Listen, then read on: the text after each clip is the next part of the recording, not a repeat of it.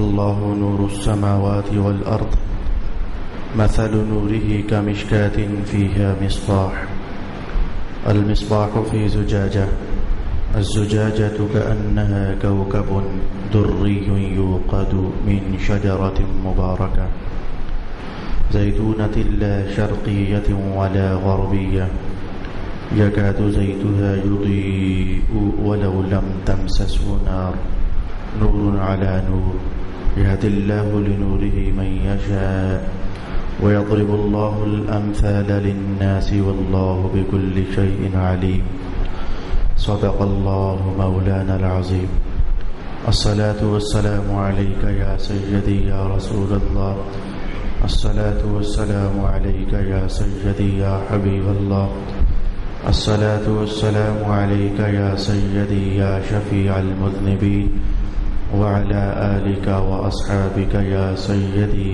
يا رحمة للعالمين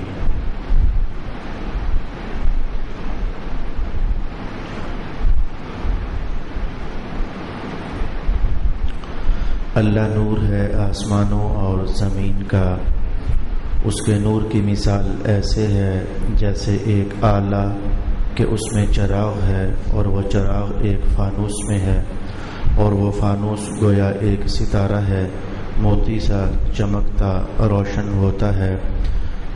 برکت والے پیڑ زیتون سے نہ مشرقی نہ مغربی قریب ہے کہ اس کا تیل بھڑک اٹھے، اگرچہ اسے آگ نہ چھوئے۔ نور علی نور ہے، اللہ اپنے نور کی ہدایت دیتا ہے جسے چاہتا ہے، اور اللہ مثالیں بیان فرماتا ہے لوگوں کے لیے، اور اللہ سب کچھ جانتا ہے۔ صدق اللہ مولانا العظیم۔ قرآن حکیم کے علم الامثال سے جو آج مثال ہم نے تلاوت کی ہے، بمشکل آج کی نشست کے دورانیے میں ہم اسے سمجھ پائیں گے، بمشکل اسے ہم آج کی نشست کے دورانیے میں سمجھ پائیں گے۔ بڑی عجیب و غریب قسم کی مثال ہے، بیان کچھ اور کیا جا رہا ہے اور سمجھایا کچھ اور جا رہا ہے۔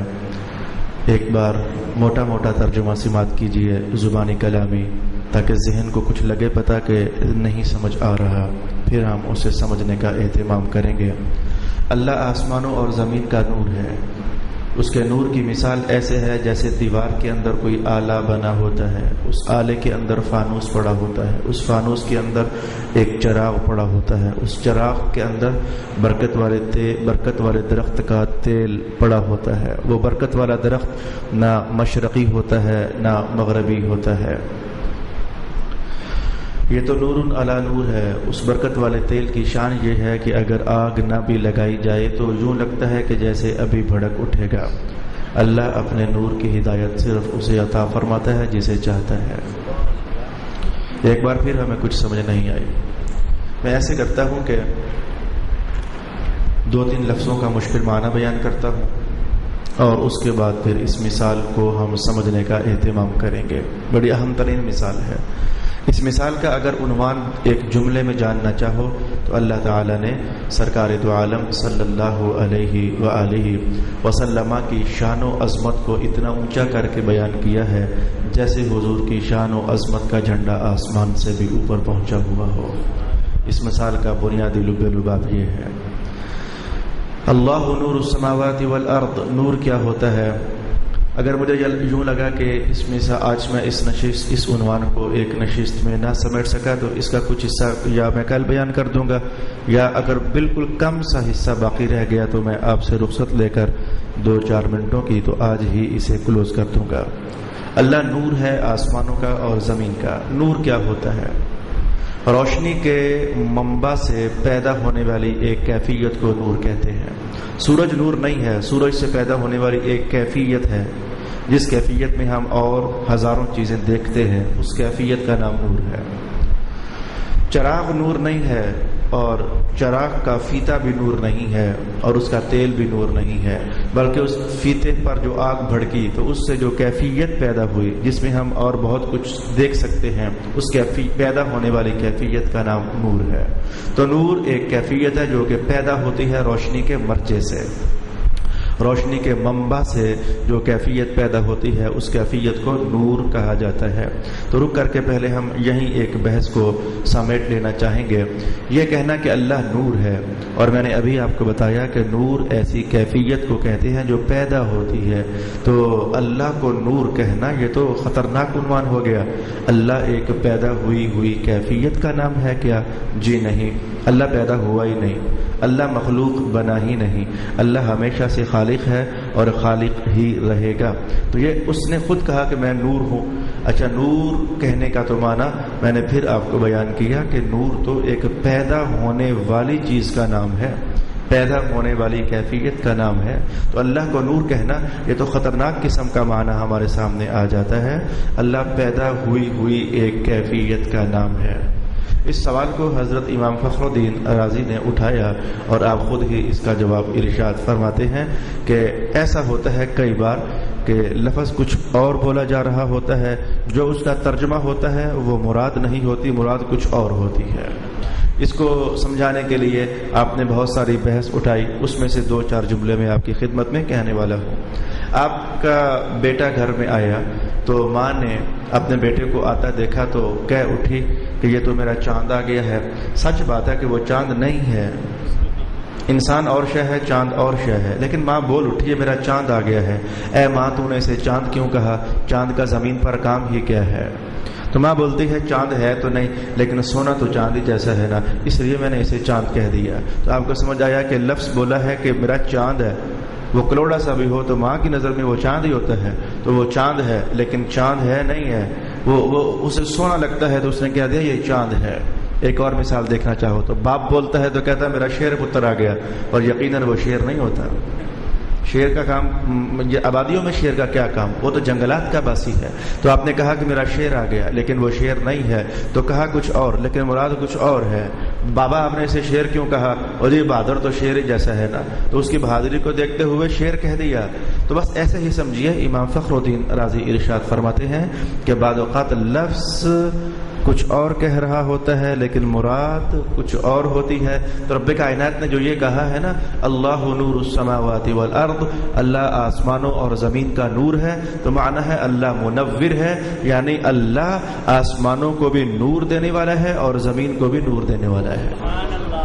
اور آسمانوں کو نور دینا اور زمین کو نور دینا، اس پر مزید ایک جملہ چست کر دیا ائمہ تفسیر نے۔ وہ فرماتے ہیں کہ اللہ نے آسمانوں کو نور دیا سورج اور چاند اور ستاروں کو پیدا کر کے، اور اللہ نے زمین کو نور دے دیا انبیاء کو دنیا میں مبعوث فرما کر۔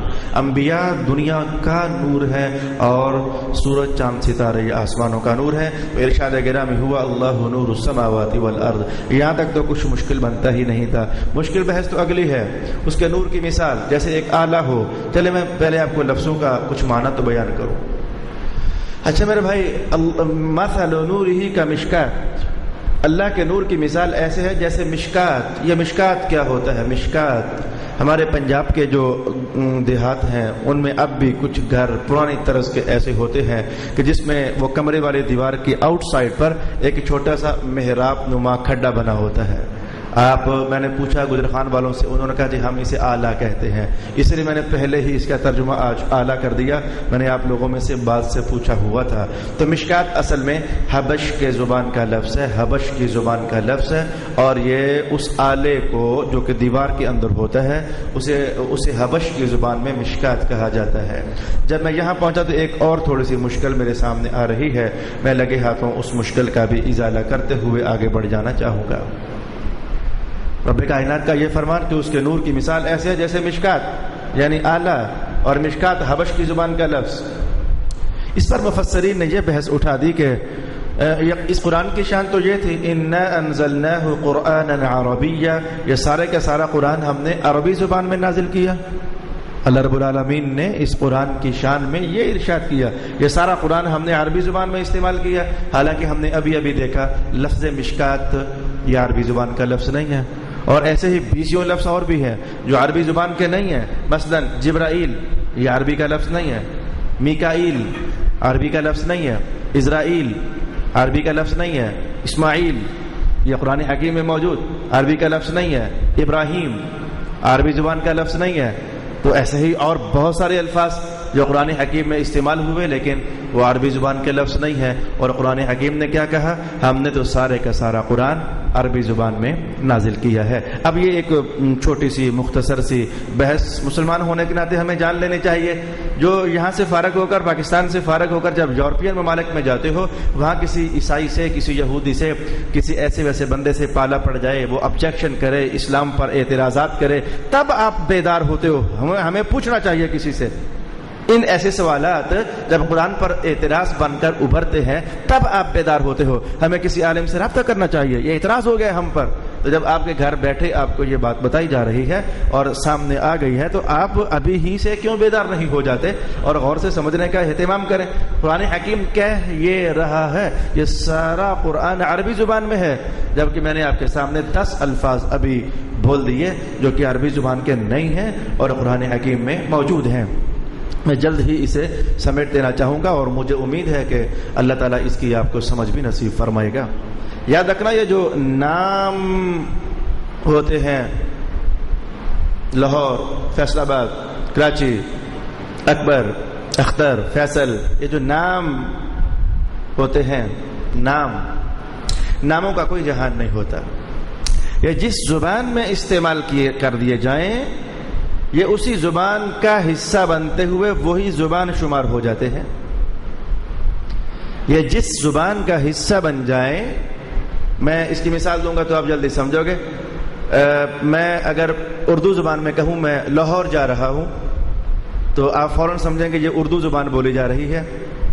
میں آپ کو پنجابی میں کہوں میں لاہور چل رہا ہوں، زبان بدل گئی، لفظ لاہور تو لاہور ہی رہا لیکن وہ پنجابی میں استعمال ہوا تو اب آپ سمجھ رہے ہو کہ میں پنجابی بول رہا ہوں.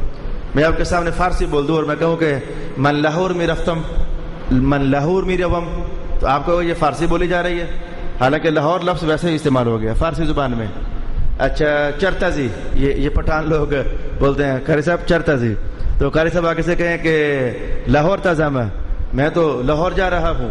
اب یہ پشتو بول رہے ہیں لیکن لفظ لاہور تو لاہور استعمال ہوا، تو آپ نے کہا جی میں لاہور جا رہا ہوں، پشتو میں کہا تو یہ پشتو بن گئی، لاہور پشتو کا حصہ ہو گیا. آپ اٹھاری زبان میں کہیں کہ میں لاہور جلن لگا، پتہ نہیں کیا جو بھی آپ بولتے ہیں، میں لاہور جلساں، تو اب یہ جلساں لیکن لفظ لاہور تو لاہور ہی رہا. آپ انگریزی میں کہیں، عربی میں کہیں انا اروح الی راہور، جس زبان میں بھی لفظ لاہور کو استعمال کریں گے وہ اسی زبان کا حصہ ہوگا اور اس پر وہی زبان کا نام بول دیا جائے گا. تو ناموں کی کوئی زبان نہیں ہوتی، انہیں جس زبان میں بھی استعمال کر دیا جائے یہ اسی زبان کا حصہ ہوتے ہیں اور وہی زبان شمار کیے جاتے ہیں. اب جاننا چاہیے جتنے لفظ میں نے بولے، ابراہیم نام ہے، اسماعیل نام ہے، جبرائیل نام ہے، اسرائیل نام ہے، میکائیل نام ہے، مشکات یہ بھی ایک نام ہے، اس جگہ کا مشکات یہ بھی ایک نام ہے. تو جاننا چاہیے، میں نے تیز کہا مختصر کہا، اللہ کرے سمجھ سے قریب ہو جائے بات، کہ نام جس زبان میں بھی استعمال ہو جائیں، بنیادی طور پر وہ کسی اور زبان کا حصہ بھی ہو لیکن جس زبان میں بول دیے جائیں وہ اسی زبان کا حصہ شمار ہوتے ہیں. تبھی رب کائنات نے کہا کہ اس میں اگرچہ کچھ الفاظ عربی کے نہیں بھی ہیں لیکن وہ جتنے بھی الفاظ ہیں وہ نام، اور نام اگر عربی زبان میں استعمال ہو جائیں تو وہ عربی ہی کا حصہ بنتے ہوتے ہیں اور انہیں عربی ہی کہا جاتا ہے. مجھے نہیں معلوم کہاں تک میں کامیاب ہو سکا لیکن مجھے باہر کیف آگے بڑھنا ہے. اللہ نور السماوات والارض، اللہ آسمانوں اور زمین کا نور ہے. اس کے نور کی مثال ایسے ہے جیسے مشکات، وہ آلہ، اور اس کے نور کی مثال کیا ہے؟ فیہا مصباح، اس آلے کے اندر ایک چراغ پڑا ہوا ہے. مصباح صبح سے بنا روشنی ہو جانا، مصباح چراغ. المصباح فی زجاجہ، اور وہ چراغ خود ایک فانوس میں پڑا ہوا ہے، جیسے لالٹین پرانے زمانے میں فانوس شیشے کا بنا ہوا ایک جار اور ایک برتن جس میں آگ جلا کر رکھی جائے تو ہوائیں اسے بجھا نہ سکیں. ایسے برتن کو یا ایسے جار کو عربی زبان میں فانوس کہہ دیا جاتا ہے، الزجاجہ کہہ دیا جاتا ہے. الزجاجہ کأنہا کوکب دری، اور وہ جو زجاج ہے فانوس وہ اتنا چمکدار ہے جیسے چمکتا ہوا موتی. اور وہ جو چراغ ہے اس میں تیل ہے ایسے درخت کا جو بڑے بڑے برکتوں والا درخت ہے. رسول پاک علیہ السلام نے ایک موقع پر ارشاد فرمایا تھا کہ یہ جو برکتوں والا درخت جس پیڑ کو کہا جا رہا ہے وہ زیتون کا تیل ہے. آپ نے فرمایا کلو منہا، زیتون کو کھایا بھی کرو اور اس کی مالش بھی کیا کرو، کیونکہ اللہ تعالیٰ نے اس درخت میں بڑی برکت پیدا فرمائی ہوئی ہے. آئیے اب ہم سمجھتے ہیں کہ ابھی تک کیا کہا، کیسے کہا اور ہمیں سمجھ نہ آیا. ابھی تک کیا ہے جو ہمیں سمجھ نہیں آیا. اللہ کے نور کی مثال ایسے ہے جیسے ایک آلہ ہو، اس آلے کے اندر ایک فانوس ہو، اس فانوس کے اندر ایک چراغ ہو، اس چراغ کے اندر تیل ہو. یہ کچھ اس طریقے سے کہانی آگے بڑھ رہی ہے. اللہ کے نور کی مثال ایسے ہے جیسے ایک آلہ ہو، اس آلے کے اندر ایک فانوس ہو، اس فانوس کے اندر ایک چراغ ہو، اس چراغ کے اندر تیل ہو، اور وہ تیل برکت والے درخت کا ہو، اتنا چمکدار ہو کہ اگر آگ نہ بھی لگاؤ تو یوں لگے کہ جیسے ابھی یہ جل اٹھے گا. یہ ہے وہ جو کہ ترجمہ بنتا ہے. اور اللہ رب العالمین نے فرمایا میرے نور کی مثال یہ ہے. میرے نور کو سمجھنا ہو، اب ہم قریب ہو رہے ہیں، اللہ کرے ہمیں سمجھ آئے گی. میرے نور کی مثال سمجھنی ہو تو ایسے ہے جیسے ایک آلہ ہو، اس کے اندر فانوس ہو، اس میں چراغ ہو، چراغ میں تیل ہو، برکت والے درخت کا ہو، اور اتنا چمکدار ہو کہ آگ نہ بھی لگاؤ تو یوں لگے کہ جیسے یہ بھڑک اٹھے گا. ہاں یہ کیا کہا گیا میں آپ کے سامنے بیان کرنا چاہوں گا. حضرت ابن عباس رضی اللہ تعالی عنہ کا قول مبارک. آپ فرماتے ہیں کہ میں اس آیت کی تفسیر یہ جانتا ہوں. اور حضرت ابن عباس نے یہ تفسیر کہاں سے لی؟ انہوں نے یہودیوں کے عالم کعب احبار جو کہ مسلمان ہو گئے تھے اور پھر مسلمانوں کے بہت بڑے عالم تھے. ابن عباس کہتے ہیں میں نے کعب سے ڈسکس کی تھی یار اس مثال کے اندر کیا بیان کیا جا رہا ہے. میں نے یہ بات حضرت کعب سے بحث کی تھی کہ یہ کیا بیان کیا جا رہا ہے. تو ہم دونوں بیٹھے ہوئے تھے، ہمارا فیصلہ ہوا کہ اس آیت میں یہ بیان کیا جا رہا ہے. کیا؟ اللہ تعالیٰ نے فرمایا میرے نور کی مثال سمجھنی ہو تو ایسے ہے جیسے کہ ایک آلہ ہو. آپ فرماتے ہیں کہ اس آلے سے مراد، اس محراب سے مراد مصطفیٰ کریم علیہ السلام کا سینہ مبارک ہے، اور اس آلے کے اندر ایک فانوس ہو. آپ فرماتے ہیں اس فانوس سے مراد قلب النبی صلی اللہ علیہ وآلہ وسلم ہے، رسول پاک علیہ السلام کا قلب ناز. اس فانوس کے اندر ایک چراغ پڑا ہوا ہو. آپ فرماتے ہیں اس چراغ سے مراد اللہ کی طرف سے اترنے والا قرآن ہے. اس چراغ کے اندر تیل ہو. آپ فرماتے ہیں اس تیل سے مراد وہ فیضان ہے جو کہ حضرت ابراہیم علیہ السلام سے چلا ہوا تھا، کیونکہ قرآن حکیم نے خود کہا کہ اس چراغ میں تیل ہو، اور وہ تیل آیا کہاں سے ہو؟ وہ ایک برکت والے درخت سے آیا ہو. اور آپ فرماتے ہیں وہ برکت والا درخت خود حضرت ابراہیم علیہ السلام ہیں. ابراہیم علیہ السلام ہیں کہ جن کو اکثر اقوام عالم تسلیم کرتی ہیں، اکثر مذاہب والے ابراہیم علیہ السلام کو مانتے ہیں. میں کہوں گا مکہ والے بھی ابراہیم علیہ السلام کی مثالیں پیش کیا کرتے تھے، یہودی بھی ابراہیم علیہ السلام کی مثالیں پیش کیا کرتے تھے، عیسائی بھی ابراہیم علیہ السلام کی مثالیں پیش کر دیا کرتے تھے. اس لیے قرآن حکیم نے کہا وہ زیتون کا درخت نہ مشرقی ہے نہ مغربی، یعنی ابراہیم علیہ السلام نہ صرف مشرق والوں کے نبی، نہ صرف مغرب والوں کے نبی، بلکہ آپ کی نسل اور اولاد جو چلی، ہزاروں نبی آپ کی اولاد میں پیدا ہوئے، تو آپ کی اولاد میں سے کوئی نبی دیکھو تو مشرق پہنچا ہوا ہے، کوئی مغرب پہنچا ہوا ہے، کوئی شمال پہنچا ہوا ہے، کوئی جنوب پہنچا ہوا ہے. لہذا ابراہیم کی نبوت نہ صرف مشرقی ہوئی نہ مغربی ہوئی بلکہ ہمہ گیر ہوئی اور آفاقی ہوئی، لا شرقیہ ولا غربیہ. اور اس کے بعد ارشاد ہوا کہ وہ تیل اتنا چمکدار ہے، وہ قرآن حکیم کا نور اتنا چمکدار ہے کہ اگر آگ نہ بھی لگے تو یوں لگے جیسے بھڑک اٹھے گا. یہ اس جملے کا معنی ابن عباس نے زبردست بیان کیا. اگر اس تیل کو آگ نہ بھی لگے تو یوں لگے گا جیسے کہ یہ ابھی بھڑک اٹھے گا، بغیر آگ لگائے بھی. اس کی چمک کا عالم یہ ہے اور اس کی چمک کا حال یہ ہے. آپ فرماتے ہیں کہ ایک ہے قرآن بصورت وحی نازل ہونا، اور ایک وہ شے ہے جو اللہ تعالیٰ نے رسول پاک علیہ السلام کو بصورت حکمت عطا فرمائی تھی. حکمت کا نور جو آپ کی زبان میں رکھا گیا. آپ کو جاننا چاہیے کہ جب قرآن نازل ہوا، قرآن نازل ہونے سے 3 سال پہلے مسلسل رسول پاک علیہ السلام پر وہی حکمت نازل ہوتی تھی. امام جلال الدین سیوطی نے اس بات کو ارشاد فرمایا، قرآن نازل ہونے سے پہلے آسمانوں سے مسلسل 3 سال رسول پاک علیہ السلام پر حکمت کی وحی نازل ہوتی تھی. قرآن کی وحی اور شے، حکمت کا نزول اور شے. ابن عباس فرماتے ہیں کہ اللہ تعالیٰ نے رسول پاک علیہ السلام کو جو حکمت عطا فرمائی تھی، اس حکمت کے نور پر اگر جو آسمان سے برسنے والی وحی کی آگ ہے وہ نہ بھی اترتی تو یوں لگتا کہ یہ حکمت ہی 4 دانگ عالم نور بکھیر دینے کے لیے کافی ہے. اگر آگ نہ بھی لگائی جاتی تو یہ بھڑک اٹھتا، یعنی وہی نہ بھی اگر نازل ہوتی تو بھی حضور کی وہ حکمت بھری باتیں اس اطراف عالم میں انقلاب برپا کر دینے کے لیے کافی تھی. اللہ کے نور کی مثال مصطفیٰ جان رحمت کا سینہ، اس کے اندر قلب ناز، اس کے اندر اترنے والا قرآن، اس میں وہ جو تیل ہے وہ ابراہیم علیہ السلام کی شریعت کے بعد حصے، اور اس کی چمک یہ ہے کہ اگر وہی مزید نہ بھی اترتی تو زبان رحمت مآب سے نکلنے والے دانائی کے اقوال ہی بڑے کافی اور شافی تھے. لیکن حکمت کا نور تو تھا ہی تھا، پھر قرآن بھی اتر آیا، دونوں اکٹھے ہو گئے. میں نور علی نور، یہ تو اب نور کے اوپر ایک اور نور ہے جو آسمانوں سے برس آیا ہے. اور آخر میں ارشاد کیا یہد اللہ لنورہ من یشاء، اللہ اپنے اس نور محمد کی ہدایت اسے ہی عطا فرماتا ہے جسے وہ منتخب کر لیتا ہے. ہر ایک کو رسول پاک علیہ الصلوۃ والسلام کی نور بھری یہ مثال کی رسائی نہیں ہے. آپ کے سامنے ترجمہ ہے یہد اللہ لنورہ من یشاء، اللہ اس اپنے نور کے لیے جسے چاہتا ہے اسے ہی ہدایت عطا فرماتا ہے. اور اللہ ایسے مثالیں بیان کرتا ہے اور اللہ تمام چیزیں جاننے والا ہے. کچھ لوگ نماز کی حالت میں بازو یا شلوار بہت اوپر کر لیتے ہیں، کیا حکم ہے؟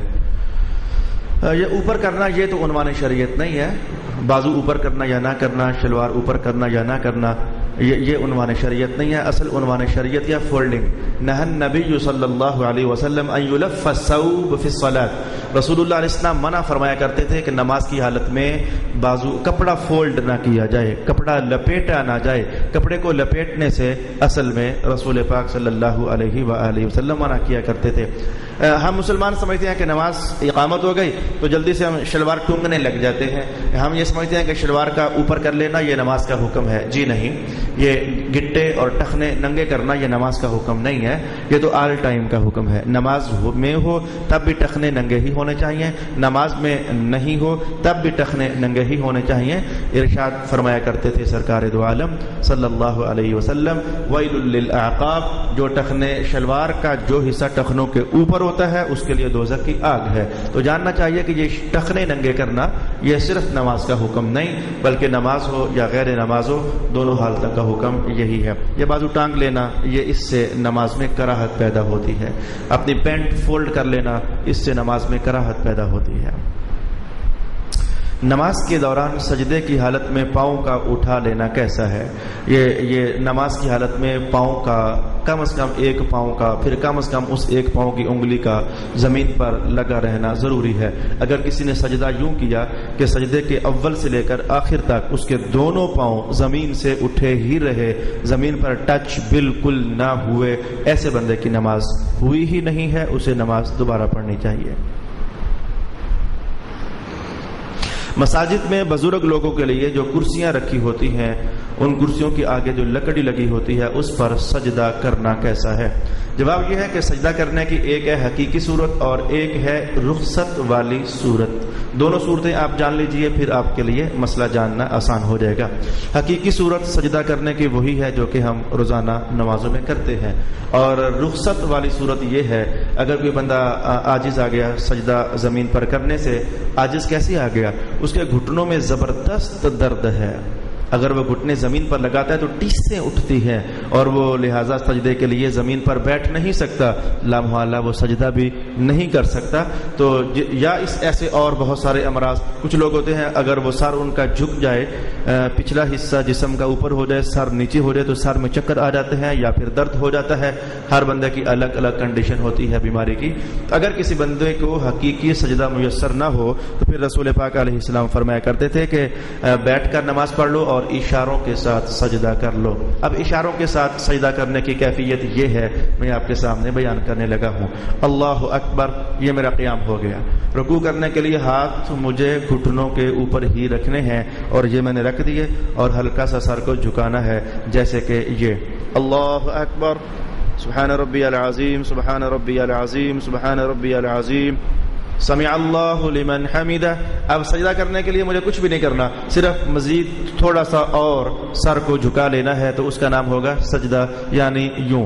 اگر رکوع میں جتنا سر جھکایا اس سے کچھ زیادہ جھکانا، یعنی ایسے اللہ اکبر، سبحان ربی الاعلی، سبحان ربی الاعلی، سبحان ربی الاعلی، اللہ اکبر، بس سر کو رکوع کی بنسبت مزید جھکانا، یہ عمل ہے جو کہ رسول اللہ علیہ السلام نے اشاروں سے پڑھنے کا حکم ارشاد کیا۔ اب میں آپ کے سامنے اشاروں سے نماز پڑھنے لگا ہوں، اور غلط دو طریقے سے، میں نے دونوں طریقے دیکھے۔ ایک طریقہ اشاروں سے نماز پڑھنے والا غلط یہ ہے، آپ خود دیکھ لیجئے گا، اگر نظر نہ آیا تو میں بیان بھی ساتھ کر دوں گا۔ میں اشاروں سے نماز پڑھ رہا ہوں، اللہ اکبر، اب میں رکوع میں جانے لگا ہوں، رکوع تک تو کام ٹھیک ہے، غلطی آگے ہے، اللہ اکبر، سبحان ربی العظیم، سبحان ربی العظیم، سبحان ربی العظیم، سمع اللہ لمن حمدہ۔ اب میں غلطی کرنے لگا ہوں، اور اسے آپ جانیے کہ یہ غلطی ہے۔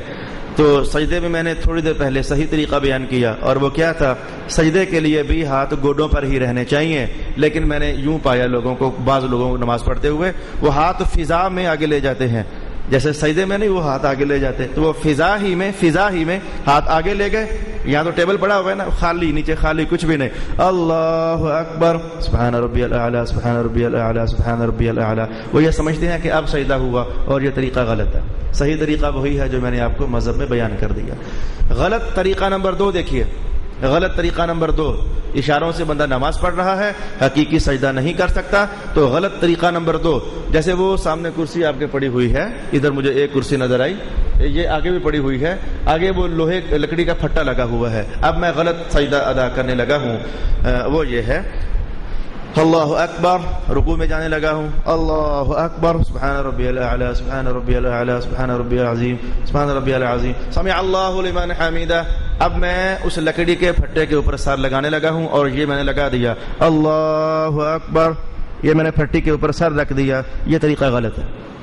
سنت طریقہ جو بیان کیا گیا محدثین نے، فقہا نے، وہ یہی ہے کہ جب سر نہیں اب جھکایا جا سکتا تو اسے پھر کہیں بھی نہیں لگانا، سر کو پھر کہیں بھی نہیں لگانا، سامنے سرہانہ رکھ کر اس پر بھی نہیں لگانا۔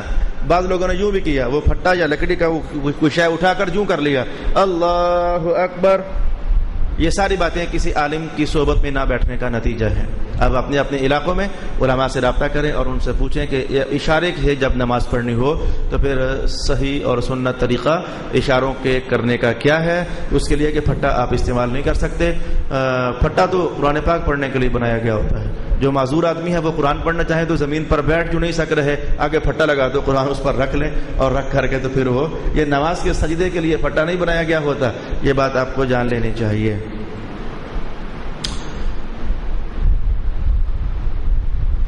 روزہ نہ رکھنے پر قرآن و سنت میں کیا کوئی ہے یا نہیں ہے، اگر ہے تو کیا ہے؟ یعنی لمبا سارا سوال پوچھنا چاہتے ہیں جو صاحب بھی ہیں کہ روزہ نہ رکھنے کا وبال کیا ہے۔ اب یہ میں گزشتہ سال آپ کو باقاعدہ بیان کر چکا ہوں، میں بس ایک حدیث شریف کم از کم آپ کو بیان کرتا ہوں جس سے آپ کو یہ احساس ہو کہ کتنا کو نقصان ہو گیا ہے، روزہ نہ رکھنے پر کتنا کو نقصان ہو گیا ہے۔